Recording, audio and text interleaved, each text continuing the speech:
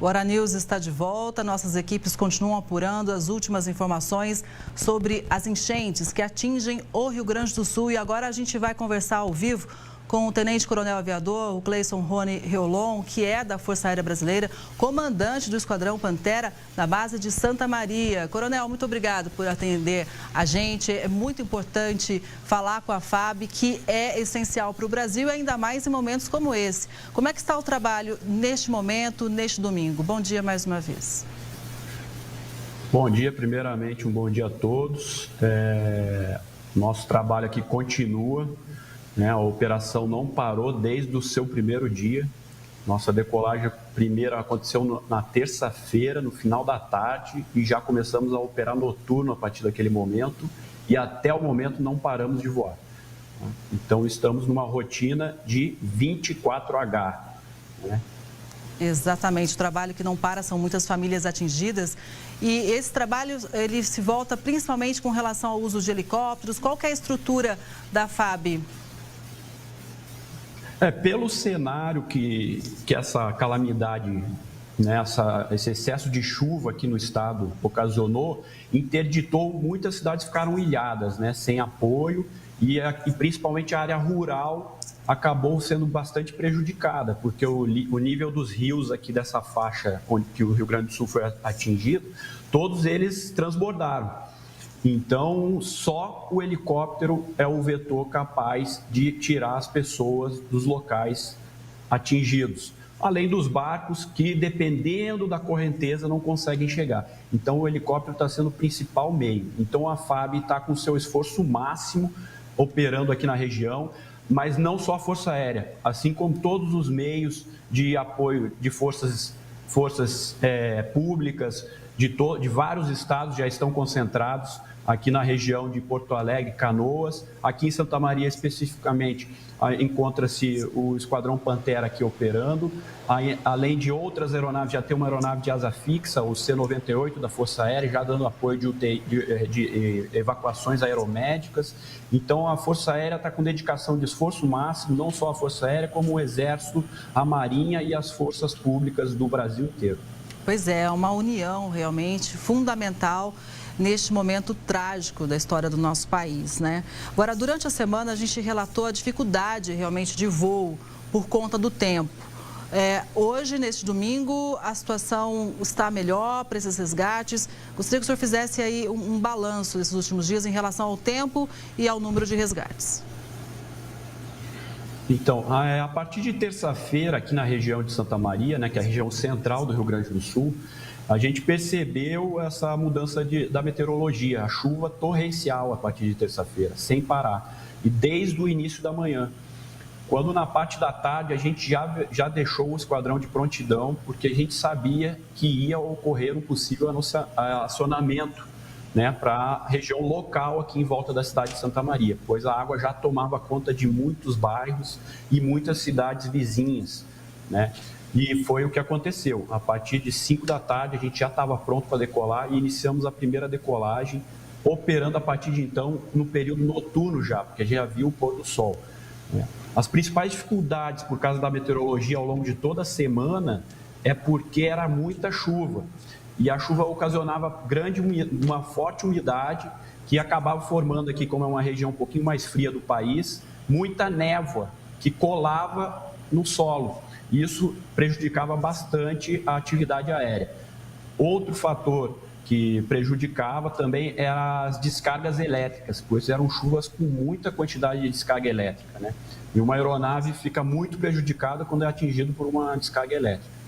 Ao longo da semana, essa chuva veio reduzindo, Ontem deu uma reduzida na chuva, mas continuava com muito chuvisco, que também prejudica, principalmente voar a atividade noturna. Ao longo do dia, já fica um pouquinho mais tranquilo em realizar os voos durante o dia, e à noite, para o voo prosseguir, o ideal é que não esteja chovendo, porque a gente usa um equipamento chamado óculos de visão noturna, que com umidade ou gotículas de água, ele prejudica a visão. Mas a gente continua a nossa operação, sempre deixando o pessoal em prontidão 24 horas. Hoje, aqui na região central do estado, já tem uma melhora do tempo. Aqui em Santa Maria, a gente está em condições de sol e céu claro, né? E as nossas operações agora elas estão começando a mudar de fase. São poucas áreas que a gente está executando o resgate, estamos passando mais para áreas de evacuação aeromédica, que é tirar pacientes de cidades que estão sem meios de transporte, pessoas de estado crítico, e trazendo para hospitais centrais, que é o caso aqui em Santa Maria, a gente tem o hospital universitário. Coronel, uma imagem que chamou muita atenção, claro, todas, né, nos chocam, mas as pessoas sendo retiradas em cima de telhados, inclusive idosos, são imagens realmente que nos impactam. Não tem como a gente não sentir, não tem como a gente não se colocar no lugar daquelas pessoas.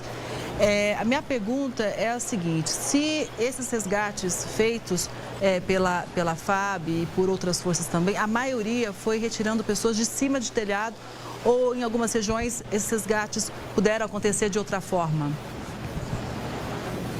Aqui na nossa região, a gente tirou muita gente de telhado, muita gente em árvores já, aqui na região de Santa Maria. Ali na região de Porto Alegre, Canoas, foi bem atingido, né? Ainda tem regiões muito alagadas. A grande parte dos resgates que nós efetuamos naquela região foi pessoal em cima de telhados, né? Existe uma certa dificuldade, porém a gente tem um recurso muito bom nas aeronaves, que é o guincho, que a gente chama. A gente é capaz de descer um homem de resgate pelo guincho, ele consegue acessar a pessoa em pequenos pontos com grande facilidade, e ele traz a pessoa em segurança, né, a vítima em segurança a bordo da aeronave. A gente sempre faz uma triagem quando a vítima chega a bordo da aeronave. Se ela está em condições boas de saúde, não possui nada que exija uma transferência rápida, a gente continua o voo sob as casas, retirando grande parte da população e trazendo a bordo do helicóptero, a ponto de a gente efetuar mais de 12 procedimentos em um único voo, colocando 12 pessoas a bordo num procedimento de desce o cabo do guincho e recolhe a pessoa a bordo da aeronave. Coronel, neste momento, ainda tem pessoas que precisam ser resgatadas, pessoas que estão ilhadas. O que a gente pode dizer? Porque é um drama enorme, né? E a apreensão realmente fica em relação aos resgates.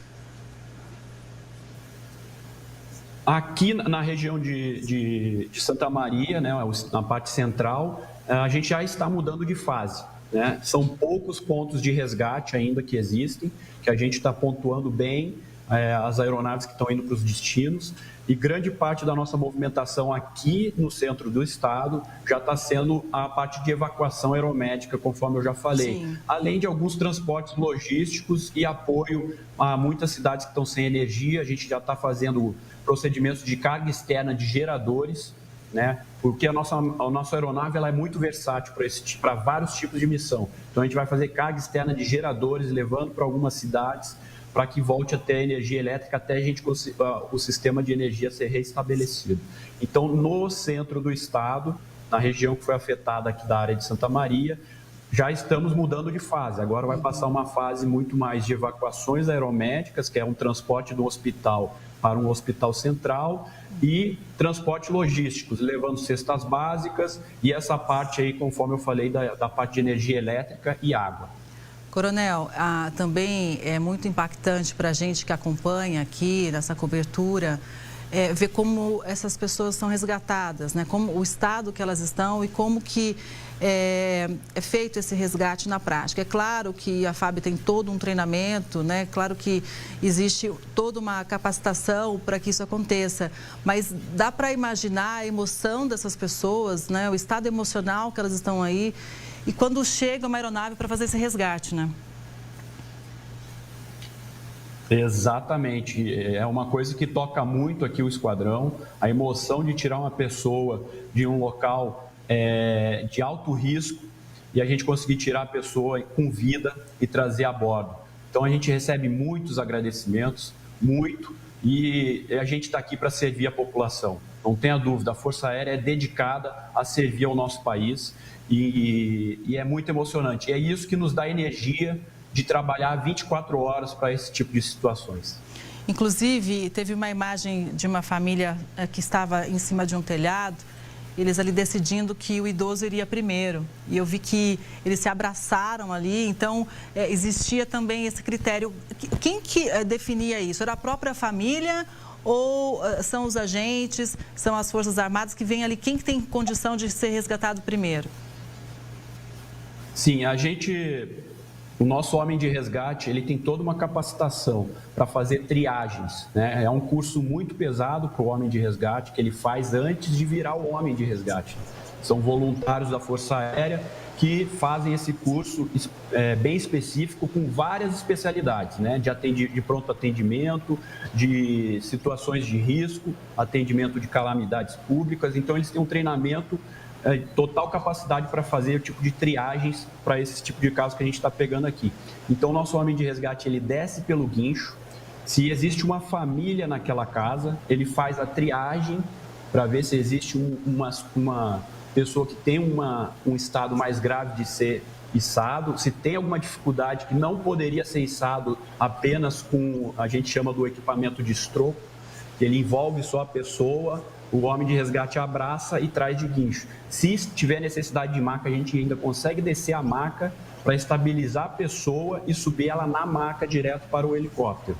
Então, a nossa equipe de resgate ela é capacitada para fazer a triagem ali. Então, no geral, o que a gente está encontrando, o pessoal está em condições físicas ainda boas sobre as casas. Então, a gente faz a triagem de crianças, mulheres, idosos, né? Idosos, crianças, mulheres e, por último, o homem. O guincho, ele suporta ali até 3 pessoas. No caso, a gente já fez resgates aqui. O homem de resgate, a mãe e o filho num içamento só. Quando é na maca, a gente tem capacidade de subir o homem de resgate com a maca e o paciente já estabilizado na maca e trazer a bordo da aeronave. Então, a nossa equipe de resgate ela é capacitada para isso. Agora, Coronel, o senhor já explicou para a gente muito bem que mudou agora a fase, né, de resgate. Existe uma mudança de fase em relação aos trabalhos. Mas os trabalhos devem ser intensos ainda pelos próximos dias, né? Tem muita coisa ainda acontecendo no Rio Grande do Sul. Inclusive, o tempo deve esfriar na quarta-feira. Talvez dê uma trégua aí a chuva em algumas regiões, inclusive hoje em Santa Maria, como o senhor já trouxe aqui para a gente. Mas o tempo talvez alivie um pouquinho na segunda e na terça. Mas, enfim, o cenário ainda é bem complicado, até porque os níveis dos rios devem demorar um pouco para baixar, né?